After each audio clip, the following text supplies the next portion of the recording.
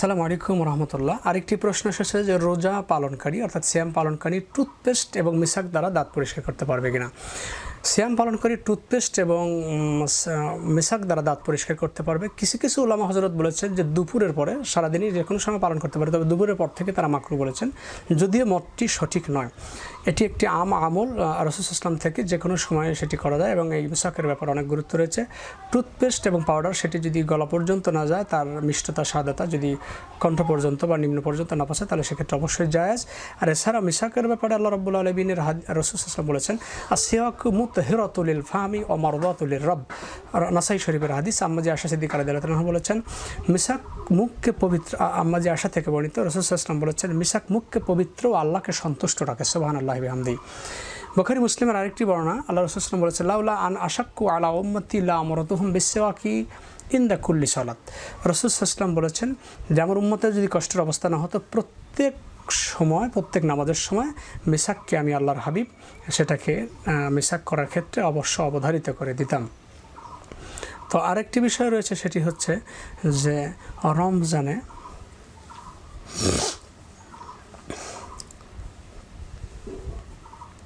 আসসালামু আলাইকুম রহমতুল্লাহি ওয়া বারাকাতুহু। আরেকটি প্রশ্ন এসেছে, সেটি হচ্ছে রমজানের দিনের বেলায় নিজ স্ত্রীকে চুম্বন এবং আলিঙ্গন করা যাবে কিনা। হ্যাঁ প্রিয় ভাই, রমজানে রোজা সিয়াম রাখা অবস্থায় নিজ স্ত্রীকে নিজেকে নিবৃত রাখা অবস্থা যদি সম্ভব হয়ে যায়, তাহলে সেক্ষেত্রে আল্লাহ রাসূল সাল্লাল্লাহু আলাইহি ওয়াসাল্লাম করেছেন, আম্মাজিদেরকে আলিঙ্গন করেছেন, চুম্বন করেছেন ওষ্ঠের উপরে।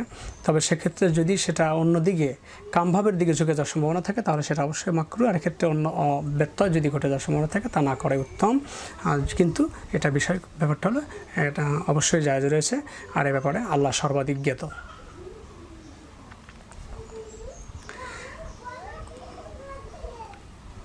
আসসালামু আলাইকুম ওয়া রাহমাতুল্লাহি ওয়া বারাকাতুহু। সম্মানীয় ভাইরা, আরেকটি প্রশ্ন এসেছে, সেটি হচ্ছে যে সিয়াম পালন অবস্থায় নাক, চোখ, কানে ওষুধ বা সুরমা লাগানো যাবে কিনা। হ্যাঁ, সিয়াম পালন অবস্থায় নাকে এবং কানে ওষুধ লাগানো যেতে পারে, যদি সেটা গলা পর্যন্ত পৌঁছে না যায়। যদি সেটা গলা পর্যন্ত, কণ্ঠ পর্যন্ত পৌঁছে যায়, তাহলে সেটা নাজায়েজ হবে। আর সুরমা সৌন্দর্য বৃদ্ধির জন্য লাগানো যেতে পারে, সেটা সিয়াম পালন অবস্থায়।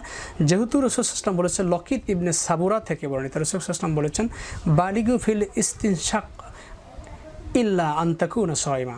আল্লাহ রাসূল বলেছে যে তোমরা উত্তম রূপে পানি পৌঁছে দাও নাকে, মুখের মধ্যে উত্তম রূপে পানি পৌঁছে দাও, কিন্তু সিয়াম পালনরত অবস্থায়, অর্থাৎ সিয়াম পালনরত অবস্থায় উত্তম রূপে পানি পৌঁছানোর ক্ষেত্রে, সেটা ভিতরে পৌঁছানোর ক্ষেত্রে সতর্কতা অবলম্বন করতে বলা হয়েছে। যেহেতু সেটা সতর্কতা অবলম্বন করতে হয়েছে, সেখানে নাকে, মুখে ড্রপ বা ওষুধ ব্যবহারের ক্ষেত্রে এই ব্যাপারটা তো বুঝতেই পারছেন আপনারা। সেক্ষেত্রে ব্যাপারটা নিয়ে আমাদের অধিক গুরুত্বের সাথে বিবেচনা করা উচিত, আর আল্লাহই এই ব্যাপারে সর্বাধিক জ্ঞাত।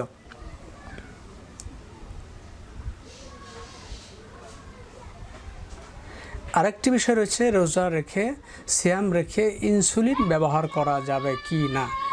হ্যাঁ প্রিয় ভাই, সিয়াম পালনত অবস্থায় ইনসুলিন ব্যবহার করা যাবে ডায়াবেটিক্সের রোগীদের ক্ষেত্রে। সেটা তার যেহেতু অসুস্থতা, আর এই ইনসুলিন যেহেতু তাকে রোগ নির্ণয়ে তাকে ব্যালেন্স করবে, বাট এই ইনসুলিন খাবারে কোনো খাদ্যনালীতে খাবারে গিয়ে কোনো সহযোগিতা যেহেতু করবে না, সেক্ষেত্রে সে অবশ্যই করতে পারবে।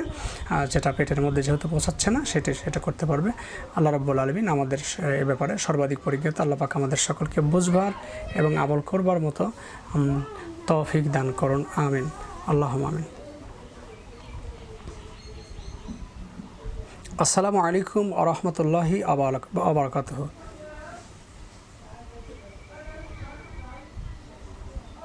আসসালামু আলাইকুম ওয়া রাহমাতুল্লাহি ওয়া তাআলা বারাকাতুহু।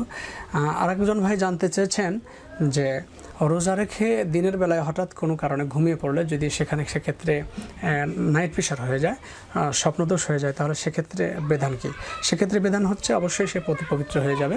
পবিত্র হয়ে নিয়মিতভাবে যেভাবে সালাত ছিল, সিয়ামে ছিল, সেই অবস্থায় সে আদায় করবে, তাতে তার সিয়ামের কোনো ক্ষতি হবে না, এতে কোনো সন্দেহ নেই। আল্লাহ রাব্বুল আলামিন আমাদের সকলকে বুঝবার এবং আমল করার তৌফিক দান করুন, আমিন। আসসালামু আলাইকুম ওয়া রাহমাতুল্লাহি ওয়া তাআলা বারাকাতুহু।